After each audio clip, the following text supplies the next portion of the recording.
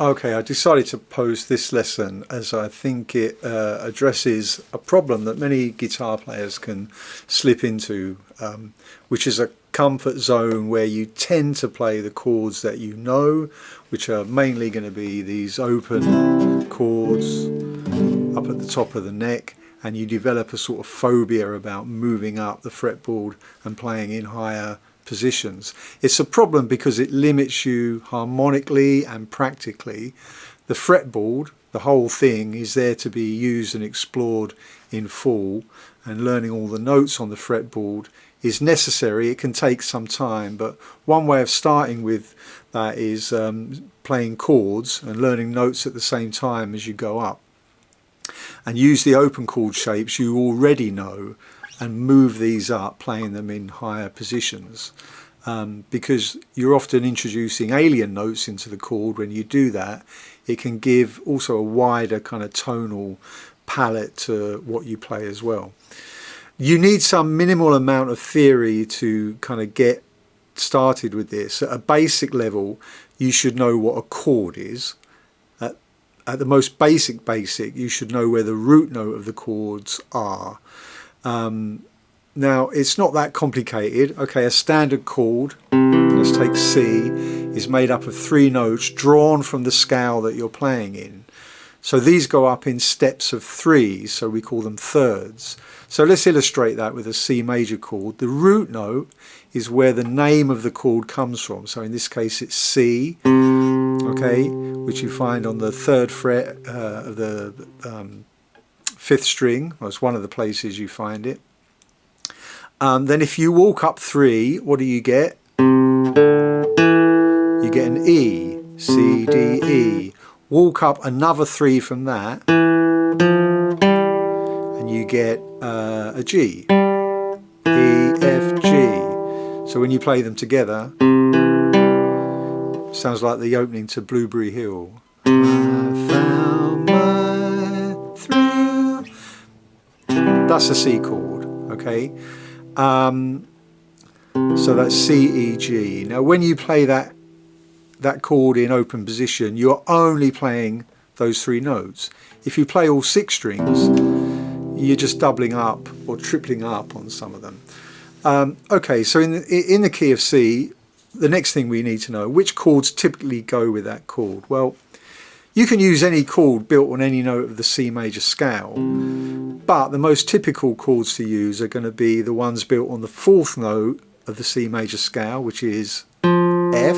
It gives you an F major, and the other chord is the one built on the 5th note, or here, which is G major. Okay, great. Now you know a whole bunch of useful music theory, but here comes the fretboard part. Instead of sticking around the top of the neck and changing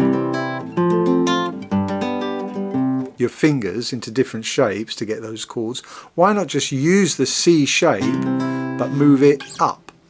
Now we know the root note of that chord is the one we're playing on the 5th string, so if we travel up to find chord 4, which is where we get the chord F, we do this. So C, C sharp, D, D sharp, E, and there's no sharp note between E and F, so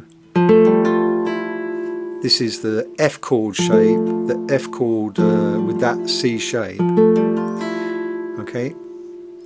Now because you haven't changed the open strings, you're also introducing notes other than the root, 3rd and 5th, but that's usually okay. It gives a different kind of tonal shade to your standard chord, which can, after all, get a bit boring, you know. And then if we move that up, F, F sharp, G, it's just a short walk to a G chord. And the only alien, well, not really an alien note, but the only note you're introducing that you don't usually play, if you play it here, is this E, so it makes it what we call a G6, because E is the 6th note of that chord. Okay, so we have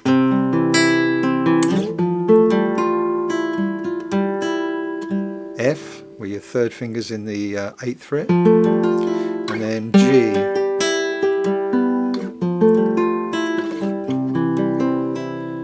those chords sound a little bit more interesting than the open shapes at the top. And you're also, you know, exploring the fretboard and getting confident to move up and down using the whole fretboard. You should just practice. You can also put your third finger down here and play a G. You can play that shape, C, and move that up. So just experiment about, you know, just pick a easy 3-chord song, I don't know, Rock Around the Clock or something, and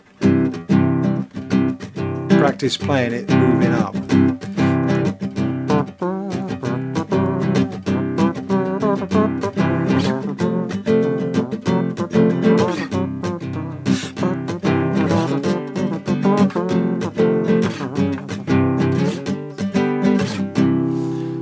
Okay. It also lends itself nicely to fingerstyle, so I play a lot of this alternating thumb, where you're just playing with the thumb, something like that, and then you're picking notes in between with the index and middle finger. So again, let's pick another fairly easy 3-chord song to illustrate this, maybe Cheating Heart, Hank Williams. Your cheating heart will make you weep. You cry and cry and try to sleep, but sleep won't come the whole night through. Your cheating heart will tell on you when tears come down up here like falling rain. You'll toss around and call my name. You walk the floor the way I do. Your cheating heart will tell on you. Okay, so just play around with it. Use it with other chords as well, like the E chord shape. Work out where that goes to be where the root note is, in this case on the 6th string, not the 5th, and where you need to be to get chord 4, okay, which is up here. This is an A, but a really interesting A, because you've got some extra notes in there, and the B sounds great as well.